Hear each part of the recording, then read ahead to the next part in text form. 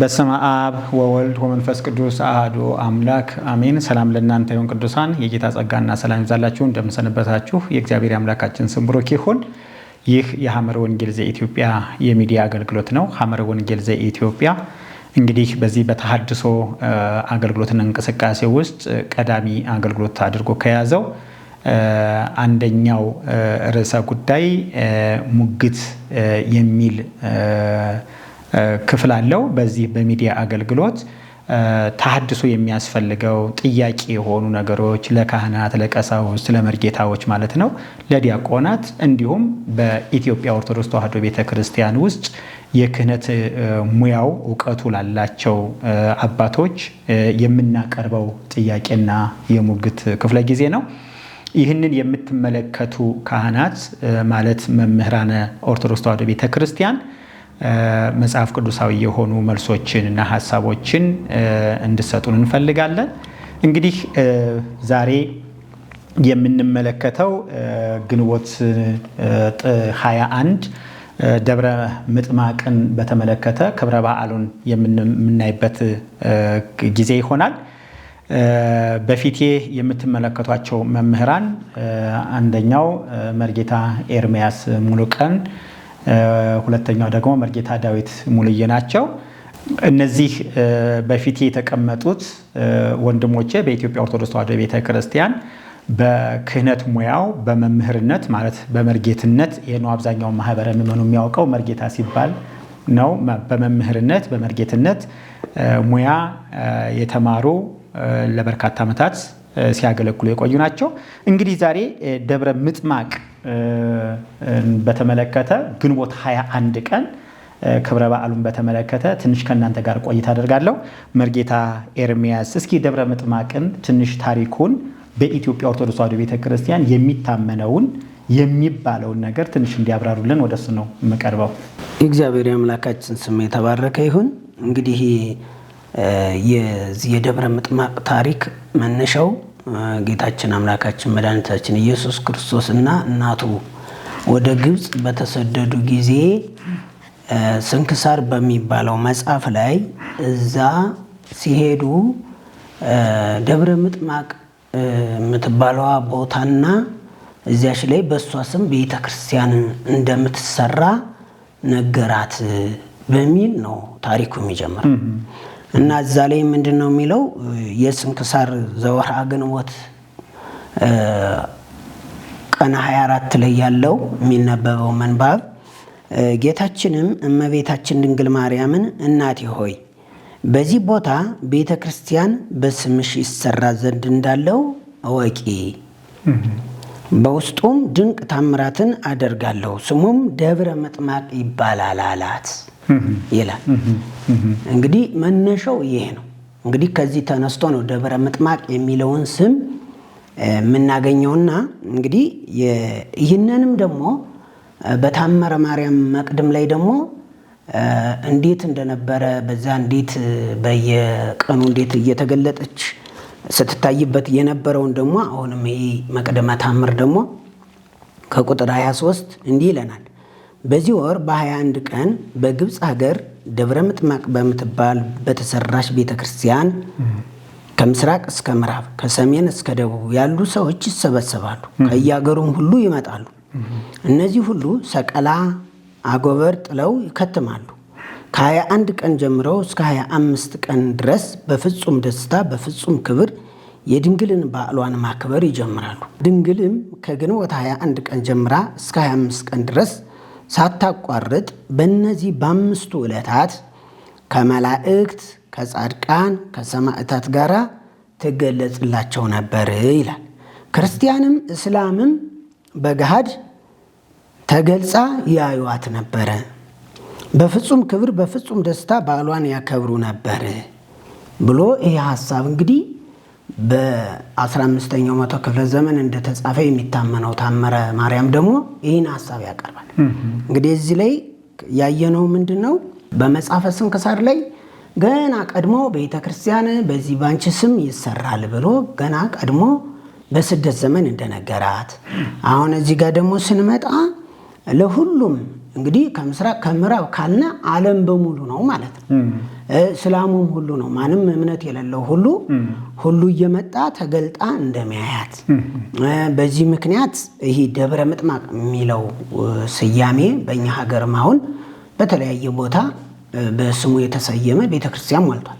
ቢሆንም ቅሉ ግን ሊቃውንቱ ዛሬ ግን ደብረ ምጥማቅ በሚል ነው፣ ግንቦት 21 ከሚል ይልቅ ደብረ ምጥማቅ በሚል ነው በደንብ የሚታወቅ። የእግዚአብሔር የአምላካችን ስም ብሩክ ይሁን። ተመልካቾቻችን እንግዲህ ደብረ ምጥማቅ የሚባለው ግንቦት 21 ቀን የሚከበረው ክብረ በዓል ከመምህር ኤርሚያስ እንደሰማችሁት ከታምረ ማርያም ከመቅድሙን ያነበበልን ከራሷ አንደበት አይደለም፣ ወይም ከራሷ መንጭቶ አይደለም። ከ21 እስከ 5 ባለው ጊዜ ድንግል ማርያም ደብረ ምጥማቅ ላይ ትገለጥ ነበረ፣ ጻድቃን ሰማዕታትን መላእክትን ይዛ ትገለጥ ነበር የሚል አስተምህሮ አለ። ለ5 ቀን ትገለጥ ነበር ነው። እንግዲህ በዚህ በመገለጥ አስተርእዮተ ማርያም የማርያም መገለጥ ደግሞ እስላምም ቢሆን ማንኛውም አይነት ሰው ቢሆን ያያት ነበር የሚል ትምህርት ነው ያለው። ግንቦት 21 ቀን ማለት ነው። ይህን ደግሞ የተነገራት ማቴዎስ ወንጌል ምዕራፍ 2 ላይ እምግብፅ ጸዋዕክዎ ለወልዴ በሚለው የነቢዩ ቃል መሰረት ክርስቶስ ወደ ግብፅ በተሰደደ ጊዜ ዋናው ስደቱ የክርስቶስ ስደት ነው። ከክርስቶስ ስደት ጋር በተያያዘ ድንግል ማርያምና ዮሴፍ አብረው ተሰደዋል። እንግዲህ የቁስቋም ዕለት እንደዚሁ ቁስቋም ላይ የገባው ቃል ኪዳን አለ ይባላል። ደብረ ምጥማቅ ላይም ልክ እንደዚህ በየምዕራፉ ብቻ ድርሳነ ኡራኤልን ብታነቡ ደግሞ ለኢትዮጵያ ተራሮች ሁሉ ቃል ኪዳን ተሰጥቷል። ይሄው እንደምታውቁት ማለት ክርስቶስ በደመና ሲወስድ ከአንበሶች ጋር በደመና ሲወስዳት በየተራራው ሲወስዳት እንደውም ኢትዮጵያን ያልጎበኘችው ተራራ የለም። እንግዲህ ከነሱ መካከል አንዱ ይሄ ደብረ ምጥማቅ ማለት ተራራ ማለት ነው። በነገራችን ላይ እንግዲህ በዛ በስደት ጊዜ ተቀመጠችበት የተባለ ነው። የምልጃ ስነ ስርዓት ያከናውናሉ ካህናት እና እሱ ላይ ትንሽ ብትነግሩን። እንግዲህ ይሄ ከመገለጥ ጋር ተነስቶ ውስጥ ያሉት ቀለሞቹም እንደዚህ አይነት እንትላላቸው። ቀለም ማለት ምን ማለት ነው? እንግዲህ ምእመኑ እንግዲህ ምንድነው ቃለ እግዚአብሔር እንዳንለው ድርሰት ነው። ስለዚህ በእኛ ቤተክርስቲያን አነጋገር የሊቃውንቱ ዕውቀት ቀለም ይባላል። እንግዲህ አሁን ወደ ሐሳባችን ዛሬ ከሚባለው ሊቃውንቱ ከሚሉት ዋዜማው ላይ ከሚሉት ደግሞ ስለ ምልጃ የሚያነሱት ሐሳብ የሚነሳ ሐሳብ አለ። ምንድነው የሚለው? ሰአሊ ለነ ማርያም እንተ እግዚእ ሐረያ ሰአሊ ለነ ማርያም እየተባለ ለእግዚአብሔር ምድር በምልአ በሚለው ላይ ጣልቃ እየገባ የሚባል ዜማ ነውና እንግዲህ ምንድነው የሚለው ቃሉ? ማርያም ሆይ ለምኝልን የሚል ጥያቄ። እንግዲህ አሁን ይሄ ምልጃ ነው፣ ጥያቄ ልመና ነው። ሰአሊ ለነ ማርያም አንደኛ ለእግዚአብሔር ምድር በምላ ምድርና ሞላዋ የእግዚአብሔር ናት ከሚለው ከመዝሙረ ዳዊት የተወሰደ ነው ክፍሉ። ከዛ ቀጥሎ አንደኛ ለእግዚአብሔር ምድር በምላ ካለ በኋላ ጸሎትም ምልጃ መቅረብ የነበረበት ለማን ነበረ? ለእግዚአብሔር ነበረ። ሰአሊ ለነ አይደለም መባል የነበረበት። ሰአሊ ለነ ክርስቶስ መሆን ይችል ነበረ። እሱ ምናችን ስለሆነ ሊቀ ካህናት ዘይቀውም ሎሙ ለቅዱሳን በደብተራ ስም ስለሆነ ማለት ነው አይደለ? ግን በጣም ሩቅና ቅርብ አንደኛ ወንድና ሴት ካህናቱ አይለዩም ወይ? ለምሳሌ ላሳያችሁ። አምላክና ፍጡር አይለይም ወይ? ለእግዚአብሔር ምድር በምላ ብሎ ሰአሊ ለነ ሲል አምላክና ፍጡርን ዘሩ ራሱ አይጣረስም ወይ? አንድ ያዙልኝ። ሰአሊ ለነ ማርያም ወይ ለምኝልን ካለ በኋላ እንተ እግዚ ሐረያ ይላል። ሰአሊ ለነ ሲል ቅርብ ነው፣ ሐረያ ሲልስ ሩቅ ነው። ቆይ ካህናት ማለት የግዕዝ ቋንቋ አዋቂዎች ናቸው ተብሎ እንተ እግዚአብሔር ሰአሊ ለነ ባለበት ክፍል ላይ ሊቃውንቱ እንዴት ነው ቋንቋን በቃ አንድ ጊዜ እንትናቸው ክርስቲያን ምን ልበላቸው ሩቅና ቅርብ ሆነብኝ። እስኪ መርጌታ እንደው ይሄንን እናንተ እንግዲህ አቋቋም መምህር ነዎት ሰአሊ ለነ ብላችሁ እንተ እግዚአብሔር ስትሉ ስቅጥጥ አይላችሁም ወይ? ዘሩ ራሱ ሩቅና ቅርብ አይሆንባችሁም ወይ? እንግዲህ ምንድነው ችግሩ? ይሄ ዛንበሩ አበው ነገር ሆኖ አንዳንዱ ነገር ዝም ብሎ እንደ በልማድ የመጣ ስለሆነ አሁን ይሄን ትክክል አይደለም ብንል እንኳን ምን አገባው ምን ሚል ሐሳብ ነው የሚመጣው እንጂ ሐሳቡ እኮ በግልጽ ተቀምጧል።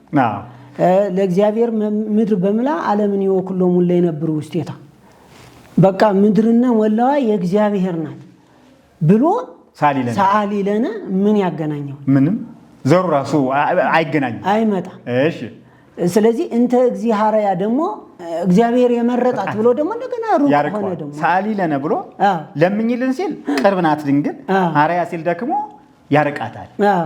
ወይ የመረጠሽ ቢል ሰአሊ ለነ ይደርሳል።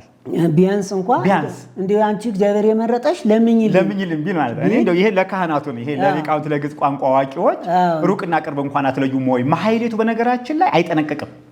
እሺ ከዚህ ጋር ምንድነው የሚለው እንግዲህ በዝንቱ ቃለ ማህሌት የሚለው ላይ ደግሞ ለዘይ ስእለኪ ቢሲ ጊዜ ረከቦ ምንዳቤ ብጽህ ፍጡነት ሰጠዊዮ ዘይቤ። እንግዲህ ቅድም ሁለት ሐሳብ አንስተናል። ለምኝልን ወደ ልጅሽ ለምኝልን። አሁን ደግሞ እዚህ ላይ ለሚለምንሽ ሁሉ መከራ ባገኘው ጊዜ ፈጥነሽ ድረሽለትና አይዞ አለውልህ በይው ይላል። ደግሞ አሁን ደግሞ እሷ እየተለመነች ነው። ቅድም ለምኝ ነበረ፣ አሁን ደግሞ ራሷ የለመናት ነው ማለት ነው።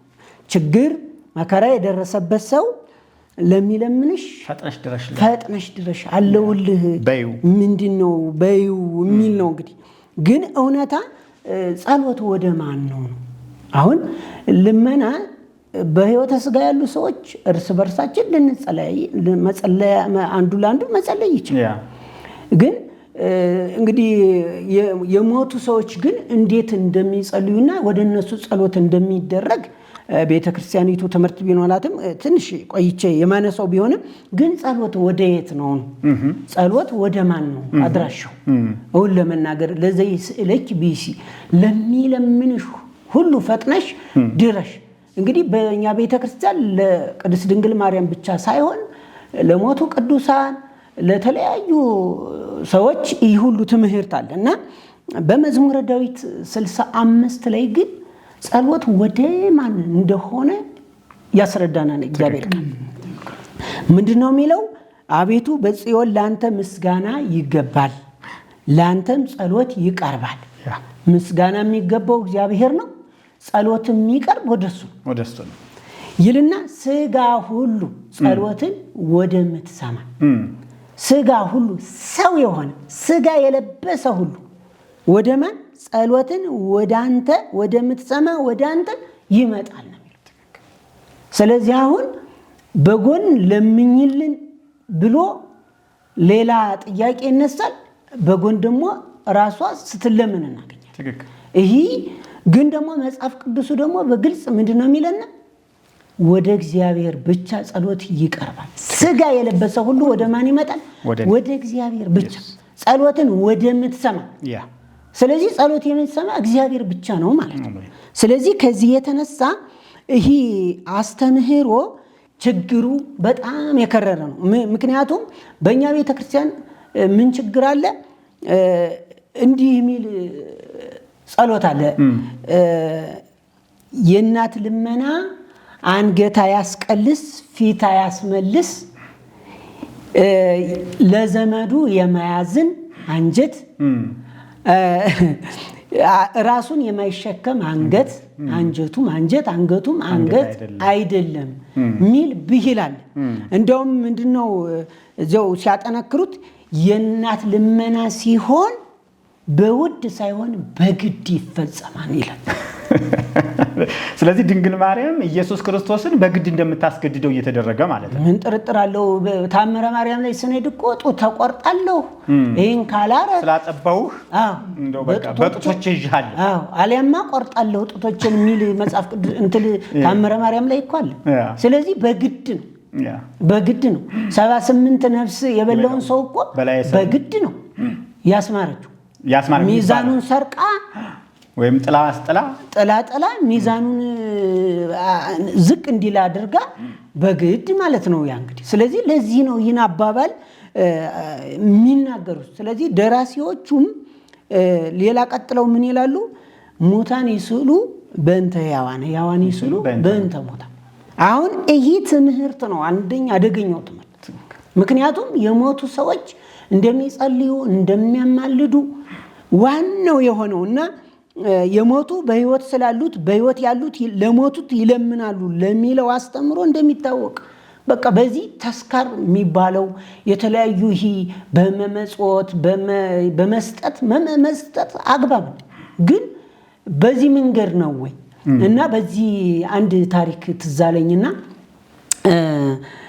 አንድ ገበሬ ነው እና ተስካር ለሚስቱ አውጥቶ ኋላ በአመቱ የንስሐ አባቱ አይ ልጄ ደግሞ አመታቷን ደግሞ አውጣላት ይሉታል። እና እንግዲህ እንዲያ ሲሉት በሬውን አርዶ ነው። እንዴት አድርጌ ነው አምና በሬ አርጄ ተስካሯን አወጣሁ፣ አሁን ደግሞ ቀንጃ በሬን ፈትቼ ልጆችን በምን ላሳድጋቸው ነው ሲሉት አይ አምና ተስካሯን ስላወጣህላት ገነት ደጃፍ ደርሳለች ይሉታል። እና ገበሬው ምን አለ? አይ ገነት ደጃፍ ካደረስኳት ተጋፍታ ትግባ አለ ይባላል። ምክንያቱም ይህ ምንድነው? ይህ አስተምህሮ ነው። ሰው ከሞተ በኋላ ድረ ሞቱ ለሰብ አልቦቱ ንስሐ ይላሉ በጎን። ሰው ከሞተ በኋላ ንስሐ የለውም ይላሉ። ግን በጎን ደግሞ ወዲያው እንደዚህ ያሉ ነገሮች ይጠቅማሉ የንብለው መጽሐፎች ያስፈልጋል ይላሉ። አንዳንዶቹ ሐሳብ ደግሞ አይ አይቻልም ይላል። ስለዚህ የምልጃ እይታው በእኛ ቤተ ክርስቲያን በጣም ተጣሟል። በጣም አስቸጋሪ ነው። ምክንያቱም ምልጃ ስንል ምን ማለት ነው? ምልጃ መጀመሪያ የምልጃ ልኩን ማወቅ መቻል አለ። ለምሳሌ ምልጃ ስንል በሕይወተ ሥጋ ያሉ ሰዎች በስጋቸው ቅዱሳን በስጋቸው ሊመጣባቸው ካለው መከራ ለምሳሌ እነ ሙሴ ልናነሳ እንችላለን። እነ ሙሴ ለእስራኤል ሕዝብ በስጋቸው ሊመጣባቸው የነበረውን መከራ ከእግዚአብሔር ዘንድ ጸልየው አስቀርተዋል። ይህን ይቻላል። ግን የሞቱ ሰዎች ግን የትም ስፍራ መጽሐፍ ቅዱሳዊ የሆነ አስተምሮ የለም። ግን አሁን እንደተባለው ይሄ ሙታን ይስሉ በእንተ ሕያዋን የምትለዋ ዝም ብሎ ከደራሲዎቹ የተገኘች ጥቅስን ይዞ እንደዚህ የማድረግ ትምህርት አለ። ግን ምልጃ ምንድን ነው? ምልጃ ማለት ምን ማለት ነው ስንል አስተብቋ አማለደ ከሚለው የግዕዝ ቃል የተገኘ ሲሆን ምንድን ማለት ደጅ ጥናት ልመና ማለት ነው።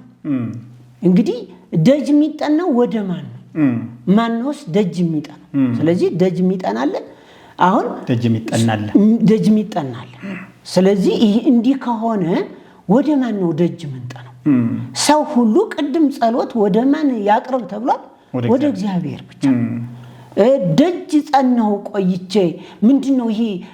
እግዚአብሔርን ደጅ ጠናሁት አይደል የሚል ዳዊት ጸናኢክዎ ለእግዚአብሔር ሰማዓኒ ወተመይጠኒ ይላል። እግዚአብሔርን ቆይቼ ደጅ ጠናሁት። ስለዚህ እውን የሞቱ ሰዎች እውን እኛንስ ያውቁናል ወይ? እንኳን ደጅ ጸንተን ልንጸናቸው ይቅርና ከነመኖራችን እኮ አያውቁንም። ምክንያቱም ሁሉን አዋቂ አይደሉም። በቦታ በጊዜ ተገድበዋል። እግዚአብሔር ግን ሁሉን አዋቂ በሁሉ ስፍራ የሚገኝ አዜ ሁሉ ነው። ሁላችንም ገና ሳንፈጠር ዓለም ሳይፈጠር እንኳን ያቀናል። በእናታችን ማህፀን ይመርጠናል፣ ይጠራናል። እነዚህ ቅዱሳን ግን ዘመን ጊዜ ስለገደባቸው ስለመኖራችን እንኳን እውቅና ነው የላቸው። ምክንያቱም አሁን ቅድስት ድንግል ማርያም ወደ እግዚአብሔር ሄዳለች። ስለዚህ አሁን ወደ እርሷም ብንጸልይም ጸሎታችንም አይሰማም፣ ልመናችንም ከንቱ ነው ማለት ነው። ስለዚህ ደጅ ጽናታችን ወደ ማን ነው? ወደ እግዚአብሔር ብቻ። ለምሳሌ አማላጅ በማለት በተማላጅና በሚማለድ ወይም በተለማኝና በሚለመን መካከል የሚገኝ እግዚአብሔርንና ሰውን የሚያገናኝ ድልድይ ነው ይላል። ይሄ አማላጅነት በሁለቱ ወገኖች የሚወደድና ኃጢአት የማይገኝበት አስታራቂ መሆን አለበት ይላል። አማላጅ የሚለው እንግዲህ ይህንን ስንል ግን በሕይወተ ሥጋ ያሉ ቅዱሳን አያማልዱም አላልንም። ምክንያቱም በሥጋቸው ላይ ለሚመጣባቸው መከራ ይጸልያሉ። ነፍስን ከሲኦል የማውጣትና ከዘላለም ፍርድ የማዳን ግን የክርስቶስ ብቻና ብቻ ነው። ስለዚህ ሰው እኔን ለማዳን ወይም ደግሞ ከገሃነም ከሲኦል እኔን ለማውጣት መጀመሪያ ምንም ነፃ መሆን አለበት የሰው። ስለዚህ ለዚህ ሲናገር ጻድቅ የለም ነው።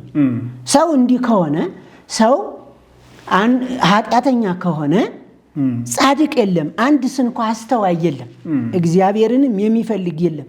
ሁሉ ተሳስተዋል። ማን? ሰው። በአንድነት የማይጠቅሙ ሆነዋል፣ ልዩነት የለምና ሁሉ ኃጢአትን ሰርተዋል፣ የእግዚአብሔር ክብር ጎድሏቸዋል። እንዲሁም ኢዮብ ደግሞ የዚህን ሐሳብ ሲያመጣ በእውኑ ሰው በእግዚአብሔር ፊት ጻድቅ ሊሆን ወይስ ሰው በፈጣሪው ፊት ሊነጻ ይችላልን? እነሆ በባሪያዎቹ አይታመንም። ማን? እግዚአብሔር። አሁን ኃጢአት የማይሰሩ የሚባሉ መላእክት እንኳ በእግዚአብሔር ፊት ምን ይከሳቸዋል ይላል? ስንፍና። ስለዚህ አንድ ሰው ለማማለድ ወይም እግዚአብሔርን ሰውን ከገሃነም ለማውጣት ምንም ኃጢአት የሌለበት መሆን አለበት፣ ወይም ደግሞ ዋጋ የከፈለ ቤዛ ያደረገ መሆን አለበት ማለት ነው።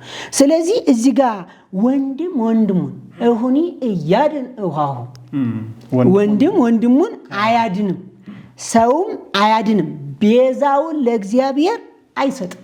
ሰው ለእግዚአብሔር ቤዛውን መስጠት አይችልም። ማዳን በማይችሉ በሰው ልጆችና ባለቆች አትታመኑ ነው። በማን ተማመኑ ይላል? በእግዚአብሔር ብቻ። ስለዚህ እነዚህ ነገሮች እንዲህ ታዲያ የሰው ልጅ ልኩ ይሄ ከሆነ ምንድን ነው? አንዱ ወደ አንዱ መለመን፣ አንዱ ወደ አንዱ መጸለይ፣ ያውም ለሞቱ። አሁን ያሉ ሰዎች እኮ ሊጸልዩልን ወደ እግዚአብሔር ሊጸልዩልን ወደ እግዚአብሔር ሊጠይቁልን፣ ይሄ ምንም ጥርጥር የለው። እንደው መርጌታ ኤርሚያስ እንግዲህ ይሄ ደብረ ምጥማቅ ላይ አጠቃላይ በነገራችን ላይ በኢትዮጵያ ኦርቶዶክስ ተዋሕዶ ቤተክርስቲያን ማህሌታዊ ስርዓት ላይ ሰዓሊ ለነ አይቀርም። ነገረ ማርያም እንደ ወጥ ቅመም እንደ ጨው ልበለው እንደ ጨው ሁሉ ቦታ ላይ ያለች የሌለችበት ማህሌት የለም። እንግዲህ ዚቁን መመልከት ነው። የትኛውም ክብረ በዓል ላይ ያለች የእሷ ስም ከእግዚአብሔር ጋር እኩል ነው የሚጠራው። ይሄ አንዱ ኑፋቄ ነው። ድንግል ማርያምን በድንግልናዋ ክርስቶስን ስለወለደች እናከብራታለን ማለት ግን በማትመጣበት ቦታ ትምጣ ማለት ግን ኑፋቄ ነው። ስለዚህ ደብረ ምጥማቅ አንዱ ድንግል ማርያምን ለሰው ሁሉ ትገለጣለች ብሎ ማስተማር ስህተቱ ነው እያለ ሰዓሊ ለነ ማለት ደግሞ ሌላው ስህተት ነው። አንደኛ እንግዲህ ማህሌቱ ነው። ማህሌቱ የካህናቱ ማህሌት ምንም በጸናጽል ቢያምርም፣ ምንም በመቋሚያ ቢያምርም፣ ምንም በከበሮ የታጀበ ቢሆንም ማህሌቱ ላይ ግን የኑፋቄ ትምህርት አለ። ካህናቱ ማየት አለባቸው። ካህናቱ አሁን የምንናገረው ደብረ ምጥማቅ የሚሆን የትኛውም ክብረ በዓል ላይ ሰዓሊ ለነ የሚለው ሰዓሊ ለነ ጊዮርጊስ፣ ሰዓሊ ለነ ሚካኤል፣ ሰዓሊ ለነ ተክለ ሃይማኖት የሚለው መጨረሻ ምንድን ኑፋቄ ነው። ለምን? እኔ ከሶት ጋር ትንሽ መጽሐፍ ቅዱስ እናገር። ኢየሱስ ክርስቶስ ያለው ምንድን ነው? አንደኛ እኔ መረጥኳችሁ እንጂ አለ እናንተ አልመረጣችሁኝም ካለ በኋላ አብ በስሜ የምትለምኑትን ሁሉ እንዲሰጣችሁ። ማን ይህን ያለው? ኢየሱስ ክርስቶስ። ስለዚህ ጸሎትና ምልጃ በሐዲስ ኪዳን የሚቀርበው በኢየሱስ ክርስቶስ ነው። በእንተ ኢየሱስ ክርስቶስ ርዳአነ ነው ማለት ያለብን። ስለ ኢየሱስ ስትል እርዳን፣ በኢየሱስ ስም እርዳን፣ በኢየሱስ ክርስቶስ ስም አድነን ማለት ይቻላል። ለምን? በስሜ የምትለምኑትን ሁሉ እንዲሰጣችሁ ልትሄዱና ፍሬ ልታፈሩ ፍሬያችሁም ሊኖር ሾምኳችሁ ይላል። ይሄ ዮሐንስ ወንጌል ምዕራፍ 15 ቁጥር 16 ላይ ነው። ተመልከቱ። ኢየሱስ በእኔ ለምኑ በስሜ ለምኑ ካለ በእናቴ ለምኑ ያለበት ክፍል አለ? በእናቴ ስም ለምኑ ያላለ? ስለዚህ ካህናት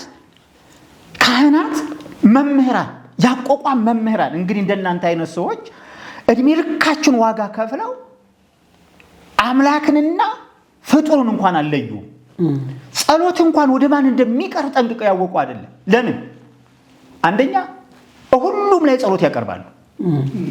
ስለዚህ ሰአሊ ለነ ማርያም ሰአሊ ለነ የሚለው ማህሌቱ ላይ የሚባለው አንደኛው ኑፋቄ ነው። ሌላው ክርስቶስ ያለው ምንድነው? በወልድ የሚያምን የዘላለም ሕይወት አለው አይደለ? ርስቱ የምናገኘው በክርስቶስ ከሆነ ቀጥታ ወደ ክርስቶስ መቅረብ እየቻል ለምንድነው ለምኝልን አስፈላጊ የሆነው?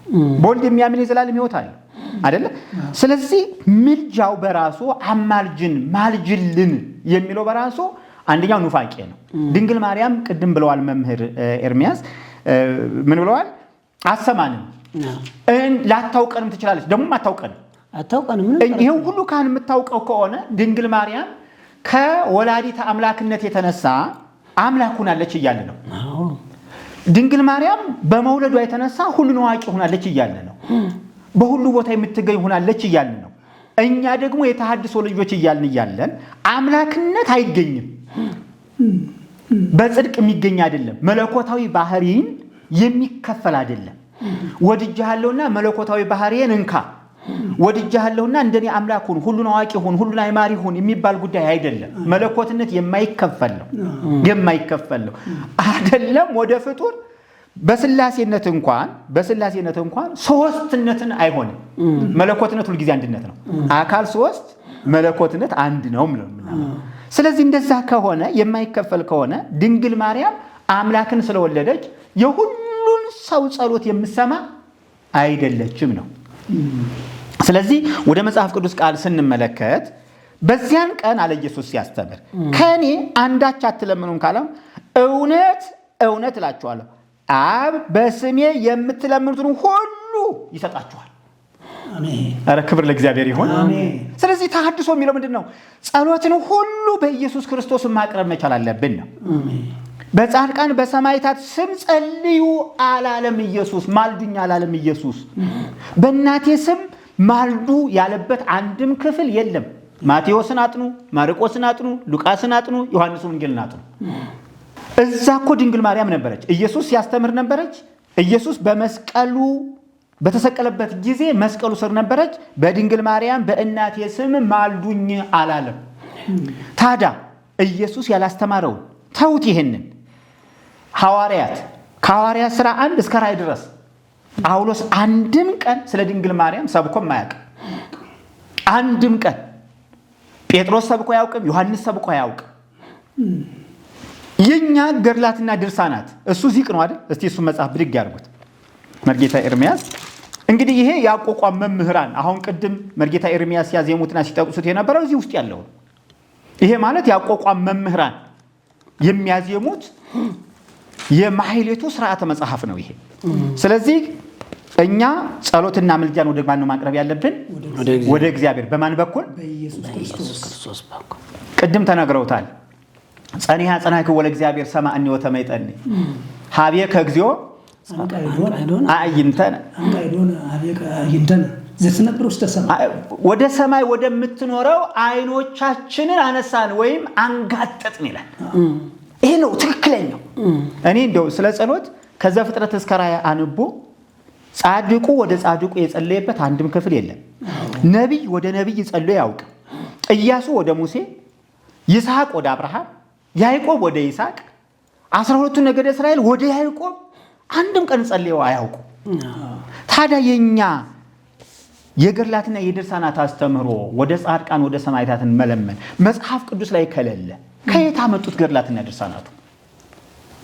ስለዚህ ሊቃውንተ ቤተክርስቲያን ይሄ ካህናቱ የሚያዜሙት ዜማ ሊታረም ይገባዋል ማለት ነው። እሺ ተጨማሪ የምትሉት ካለ ይቅርታ። እንደው ሰአሊ ለነ ወልድኪ ይማረነ በጥቅሉ በቃ ምልጃን በተመለከተ በልጁ በኢየሱስ ክርስቶስ እሱ ፊት እንደምንቀርብና የመቅረብ ስልጣን እንደሰጠን መጽሐፍ ቅዱስ ይመሰክርልናል። ስለዚህ ምልጃ በልጁ በኢየሱስ ክርስቶስ እንደሆነ ራሱ ኢየሱስ ክርስቶስ ነግሮናል። እንደመነሻ ያህል የማቴዎስ ወንጌል ምዕራፍ 6 ከቁጥር 31 እንግዲህ ምን እንበላለን፣ ምንስ እንጠጣለን፣ ምንስ እንለብሳለን ብላችሁ አትጨነቁ፣ ይህንስ ሁሉ አሕዛብ ይፈልጋሉ፣ ይህ ሁሉ እንዲያስፈልጋችሁ የሰማዩ አባታችሁ ያውቃልና። ነገር ግን አስቀድማችሁ የእግዚአብሔርን መንግስት ጽድቁንም ፈልጉ ይህም ሁሉ ይጨመርላችኋል አለ ኢየሱስ ክርስቶስ። ይህንን መነሻ በማድረግ ራሱ የሚያስፈልገንን ነገር አውቆ የሚሰጠን አምላክ እርሱ ብቻ እንደሆነ እንደነገረ ልጁ ይህንንም ያነበቡና ይህንንም የተረዱ አባቶች በአዋልድ መጻሕፍት ላይ ለምሳሌ በኪዳን መጽሐፍ ወዘይንበለ ንስሐሎ ይሁ ፍትወተነ ዘእንፈቃዱ ወይሰማዐነ እለ እንበለ ኑፋቄ ይላል።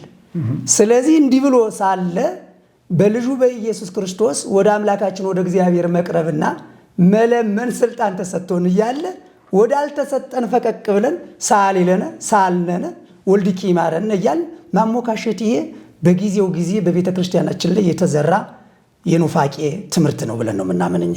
ስለዚህ ከዚህ ነፃ እንድንሆን በዚያው በማይሌቱ ላይ ደግሞ ተጨማሪ ወንድሜ መምህር ኤርምያስ እንደተናገሩት በዚህ በማይሌቱ ላይ ሰላም ለገጽኪ ዘጥቀይሊ ምስነ ከዋክብት ወሮ ምስነ ፀሐይ መብርሂ ማርያም ድንግል ፍንዋት የሰርሂ መንገዴን አቅኚ ይላል።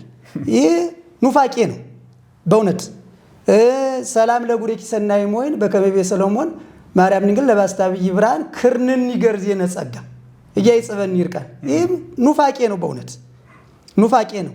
እንደዚህ እያልን ነው የምንዘምር በቤተ ክርስቲያን እንዲህ ነው የሚል ማይሌታችን ይሄ ከእግዚአብሔር ቃል ውጭ ነው ማለት ነው። ይህ ሁሉ በእግዚአብሔር ቃል በወንጌል ተመዝኖ መቀረፍ አለበት። መቀረፍ ሰርህ ፍኖት መባል አለበት። ኢየሱስ ክርስቶስ እዚህ ውስጥ ጣልቃ መግባት አለበት። ክድነን መባል አለበት። እዚህ ክድንኒ እዚህ እንደውም ክድንኒ የግል ጸሎት እንደውም ማይሌ ለህዝብ እየጸለይን ክድንኒ ለራሳችን እየጸለይን ራሱ ማለት ነው።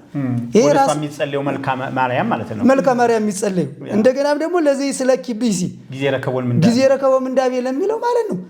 ወለለ ውስተ ሰርሚት መነደቡ ለረውባን ዘይሊ ወይት የቀለ ግፏል አርከማይ ምናን መስተናገር ለጻድቃን የአባቶች ድርሰት ማለት ነው። ይሄ ቆንጆ ድርሰት ነው። አዩ ወለለ ውስተ ሰርሚት መነደቡ መድን ለረውባን ዘይሊ ወይት የቀለ ግፏል አርከማይ ምናን ብፁዓን አባቶች የተናገሩት ምርጥ እግዚአብሔር ፊት የሚቀርብ ጸሎት ማለት ነው። ይህ ሁሉ እያለ ምን ይሆን በእኛ ዘመን? ከመልካ ውዳሴ አንድ መልክ ተመርጦ ይዜማል፣ ይጸነጸላል፣ ይመረገዳል። ተነበዩ ላይ ሌክ ያብያተ ወመንክራተ አገረ እግዚአብሔር አንቲ ዘይተፈቅሪ ማይቶተ ማርያም አብርሂ ነፍሰ ያየውርተ በስማ ሊቃውንት በእውነት ባይለኛው በዲያብሎስ ተሸውደናል። በእውነት ጥሩ ነገር በሚመስል ማይሌት በሚመስል ዝማሬ በሚመስል በቃ በከበሮ በጸናጽል ተጠንፍረን ማለት ነው። ከዚህ ነፃ ያወጣን እግዚአብሔር በእውነት ነፍሰ ያየውርተ አያችሁ እውር የሆነችውን የኔን ነፍሰ አብሪልኝ በቃ ፈውሽ አይነን የሚያበራ ጌታችን መድኃኒታችን ኢየሱስ ክርስቶስ ነው መጽሐፍ የመሰከረለት ማለት ነው። እስካሁን ስንል ከነበረው ዋናው ቅዱሳን ሐዋርያት ያስተማሩን ማን እንደሚማልድ አሁን እንግዲህ የቅዱሳን ምልጃ ተብሎ የሚነገረው በእኛ ቤተክርስቲያን አሁን እንዳየነው የሚገርመው እኮ ችግሩ አንዱ እንዲያ የሆነ እየተዛነፈ እንጂ ውዳሴ ማርያም ላይ ምን ይላል? ዋቅረበን ሀበ እግዚአብሔር ሀቡሁ ወደ አባቱ ወደ እግዚአብሔር አቀረበን ወኮና አራቄ ለሐዲስ ኪዳን በሁይዘ ደሙ ቅዱስ አንጾሙ ለመሃይምና ለሐዲስ ኪዳን አስታራቂ ሆነን ይላል። ጸሎተ ኪዳን ደግሞ ፍቅረ ለነ ሀባኡ ከገበርከ ዋረቀ ማእከሌነ ይላል። ስለዚህ ከአባት ዘንድ ፍቅርን አደረክልን በመካከላችንም አስታራቂ ሆንኸን። ስለዚህ ድርሰቶቹ እንኳን እንደዚህ ያለ ሐሳብ አላቸው። እንግዲህ ያው ስንፈልግ እንዲያ ስለሆነ ነው። በጣም ጥሩ ነው። የኛ ቤተክርስቲያን ድርሰት ብስልና ጥሬ ነው። በቃ ይሄ ነው ብስልና ጥሬ፣ ጨለማና ብርሃን ቅልቅል ያለ አሁን ጥሩን አገኘው ስትል መልሶ እዛው የኑፋቄ ትምህርት ላይ ይከተሃል። እንደገና ይሄ ነው ካህናቱ መለየት ያለባቸው የኑፋቄውን ትምህርት ከእውነተኛው ትምህርት የመለየት ነው። አሁን ወአረቀ ማእከሌነ ሲል በመካከላችን አስታራቂ የሆነ ሲል ትክክል ነው። ፈኖ ለነ ወልዶ መና አይደለ? ስለዚህ ሊያስታርቀን የመጣው ይሄ ትክክለኛ ድርሰት ነው። መልከ ማርያም ላይ የሚገኝ አንቀጸ ብርሃንም ላይ ይገኝ የትኛውም ላይ ድርሰት ይገኝ መጽሐፍ ቅዱስ የሆነውን ስናገኝ ትክክል ነው እንላለን ማለት ነው። ስለዚህ ሴት ልጅ እንክርዳዱን ከስንዴው በሰፌድ እንደምትለየው ሁሉ የተሐድሶ አገልግሎትም እንደዛው ነው። ውጥንቅጥ የሆነውን ብስልና ጥሬ የሆነውን ትምህርት ማህሌት ለይቶ የማሳየት ነው እና አሁን ያልካቸው ጥቅሶች ከአባቶች መርጌታ ዳዊት የተናገረው ቅድም አሁን ከዛው ከድርሰት ውስጥ ነው ያለው። ያ ድርሰት ሊጠበቅ ይገባል መጽሐፍ ቅዱሳዊ ስለሆነ ማለት ነውና ጥሩ ነው ያመጣው። እኛ ምንለውም እኛም እንደዚህ ነው፣ በቃሉ ይመዘን ይለካ ነው። ትክክል። አሁን እኮ እዚህም ጋር የተቀመጥነው እዚያ ጋር የነበረው ትምህርት ትክክል ስላልነበረ ነው። እንደዚህ ያሉ ትምህርቶች አሉ። እነዚህን ደግሞ ምልጃን ካነሳነ ኢየሱስ ክርስቶስ እንደ ሊቀ ካህንነቱ ከአባቱ የሚለምን የሚማልድ እንደሆነ መጽሐፍ ቅዱስ በግልጽ አስቀምጧል። ትክክል። እሱን እንደው ሐሳቤን ጥቅልል ለማድረግ ኢየሱስ ለሚሻል ኪዳን ዋስ ሆነ ይላል። አሁን የኪዳን ለሐዲሱ ኪዳን ለተሻለው ኪዳን ዋስ የሆነ ኢየሱስ ክርስቶስ ነው። እርሱንም እንግዲህ እነርሱም እንዳይኖሩ ሞት ስለከለከላቸው የብሉይ ኪዳንን ካህናትን ነው እንዲያሚላቸው ሞት ስለከለከላቸው ካህናት የሆኑ ብዙ ናቸው። እርሱ ግን ለዘላለም የሚኖር ስለሆነ የማይለወጥ ክህነት አለው። ስለ እነርሱ ሊያማልድ ዘወትር በሕይወት ይኖራልና። ስለዚህም ደግሞ በእርሱ ወደ እግዚአብሔር የሚመጡትን ወደ ማን? ስለዚህ ደግሞ በእርሱ ወደ እግዚአብሔር በማን በኩል? በክርስቶስ በኩል እንጂ በሌላ በኩል የትም መሄድ አይቻልም። በነገራችን ላይ በኩል ወደ እርሱ የሚመጡትን ሊያድናቸው ይችላል። ምክንያቱም እሱ ከዚያ ማዕከላዊነቱንም ስናይ መካከለኝነቱንም ስናይ እንዲሁ አንድ እግዚአብሔር አለና በእግዚአብሔርና በሰው መካከል ያለው መካከለኛው ደግሞ አንድ አለ፣ እርሱም ሰው የሆነው ክርስቶስ ኢየሱስ ነው። በቃ ሌላ መካከለኛ የለም። በእግዚአብሔርና በሰው መካከል ያለ አንድ ራሱ ክርስቶስ ነው። ሌሎች ሰዎች መካከለኛ ሊሆኑ አይችሉም። ወደ ምልጃ ስንመጣ ማለት ትክክል። አሁን ስለዚህ አስታራቂነቱንም ስናይ እርሱ ነው። ቅድም አረቀ ማይከል የነበለን በመካከል ሆኖ አስታረቀን። በማን? በአባቱ በአብና በሰው መካከል ጣልቃ ገብቶ ስጋ ለብሶ ያ ደግሞ ሲሆን በእውነት ቅድስት ድንግል ማርያምን ሁላ ነው ያስታረቀው። በነገራችን ዛሬ ያነሳ ነው እንደ ሌሎችን ስላላነሳነ ለእርሷ እንኳን ወትታሰይ መንፈሴ በአምላኬ ወመድኃኔ ብላ መድኃኒቷ መሆኗን እንኳን ራሷ መስክራለች። ስለዚህ ከዚህ የተነሳ ስለ እርቅ እንኳን ስናነሳ ነገር ግን የሆነው ሁሉ በክርስቶስ ከራሱ ጋራ ካስታረቀን የማስታረቅም አገልግሎት ከሰጠን ከእግዚአብሔር ነው አለ። ይህ አገልግሎቱ የሰጠን እግዚአብሔር ነው ይላል። እግዚአብሔር በክርስቶስ ሆኖ ማን? እግዚአብሔር በክርስቶስ ሆኖ ዓለሙን ከራሱ ጋር ያስታርቅ ነበር። አሁን እዚህ ጋር አስታራቂው ማን ነው? በክርስቶስ ሆኖ። ቅድምም ጸሎት በክርስቶስ በኩል ነው ብለናል። በስሜ ነው የሚለው፣ ብትለምኑ ነው የሚለው። ዝማሬ መዝሙር ቢሆን ይላል ጳውሎስ የምታደርጉትን ሁሉ ለእግዚአብሔር አብ ክብር በስሜ አድርጉት ነው። ስለዚህ እንዲህ ከሆነ የእርቅም የተፈጸመው በክርስቶስ በኩል ነው። ስለዚህ መታረቅ ከፈለግን ይጠቅለል ስናደርገው በደልን ሰርተን ከሆነ ኃጢአትም ሰርተን ከሆነ ጽድቅና ቅድስናም የማይሰማን ከሆነ የሚያስታርቀን ብቁ የሆነ ኢየሱስ ክርስቶስ አለን። አሜን። ወልድ ዋህድ ኢየሱስ ክርስቶስ። ለምንድን ነው እሱ የሚያስታርቀን? ፍጹም አምላክ ፍጹም ሰው ስለሆነ፣ አምላክ ሰው የሆነበትም አገልግሎት ስለሆነ። በነገራችን ላይ የክርስቶስ የማስታረቅ ግዴታ አለበት። አምላክ ሰው የሆነበት ጉዳይ ነው። ሰውም አምላክ የሆነበት ጉዳይ ነው ማስታረቅ አይደል? በጣም ቅድም ጠቅሰዋል መርጌታ ኤርምያስ እግዚአብሔር ሐወፀም ሰማይ ዲበ እጓለ እመሕያው። አየው ወደ ሰው ልጆች ከሰማይ ሆኖ ሲመለከት እግዚአብሔርን የሚፈልግ ጥበበኛ አስተዋይ እንዳለ ያይ ዘንድ ከየቱ ነው? ከዛ ምን አለ? አልቦ ወይ አሃዱ ከመቃብር ክሱት ጎራይቶም በጣም እንግዲህ እግዚአብሔር ሲያይ እኮ ነው በሰው ዘንድ እንደዚህ አይነት ነው ብሎ መጽሐፉ ቁልጭ አድርጓ ነገር ካለ በኋላ የሚያመጣው ማን ነው ካላችሁ ክርስቶስን ነው። ክርስቶስን ያመጣና ከሰው ዘንድ ጽድቅ እንደሌለ፣ ቅድስና እንደሌለ፣ ታማኝነት እንደሌለ ነገር ታዲያ ማንን ላከ?